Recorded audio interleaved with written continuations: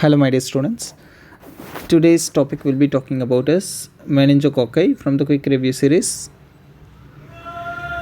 So I would like to name this as Minute Micro, as I'm going to post each and every topic for a minute or so, 1 or 2 minutes. So to start with, meningococci is the three important points that you need to know here is it's a gram-negative diplococci, it's lens-shaped, and the reservoir is nasopharynx. These three are highly important. I repeat, gram-negative diplococci. Diplococci means two cocci are together, diplococci, and it's lens-shaped. Here I draw the shape. This is lens-shaped, and the reservoir is the nasopharynx. So if you want to get this microorganism from a person, most probably the carriers would be in the nasopharynx, present in the nasopharynx. So you would be taking a nasopharyngeal swab. So nasopharyngeal swab. Then this meningococci metabolizes glucose. It produces IgA protease. It contains lipo-oligosaccharides. It's aerobic and it's a maltose fermenter. All these points are important. It's a maltose fermenter. It's aerobic. It's lipo-oligosaccharide. It contains lipo-oligosaccharides. It's IgA. It produces IgA protease and it metabolizes glucose. So I would like you to know a mnemonic which will help you to memorize them. To start with, I'll start with M, which stands for maltose fermenter. A, which stands for IgA protease and aerobic.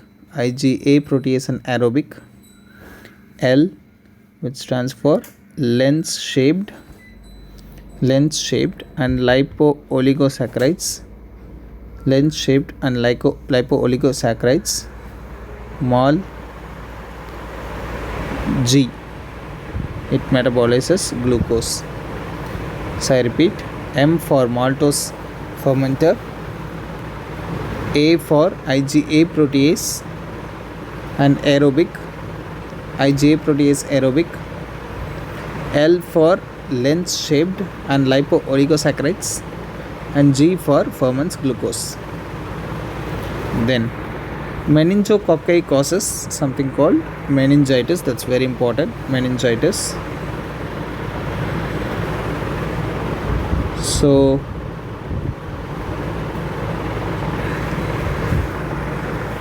it causes meningitis. The primary symptoms of meningitis could be fever, rash, nuchal rigidity in the neck, nuchal rigidity. It can cause seizures as well. But fever, nuchal rigidity, rash, which is usually a petechial rash, and then headache. So these are primarily the symptoms that you need to know: fever, rash, nuchal rigidity, seizures, headache. Okay, there are two signs seen in this meningitis. One is Brudzinski sign and another is Koenig sign. Brudzinski sign is when you passively flex the neck. There is spontaneous flexion of the hips. When you passively flex the neck, there is spontaneous flexion of the hip. Koenig sign is when the hips are flexed at 90 degree. When the hips are flexed, the patient cannot extend the knees. When the hips are flexed, the patient cannot extend the knees, inability to extend the knees. This is Brudzinski and Koenig sign. Then the complication of meningitis is Waterhouse-Friderichsen syndrome.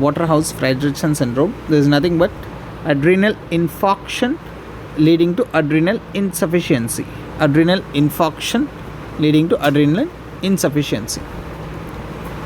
Okay, so these are the key points that you need to know about meningococci. Thank you.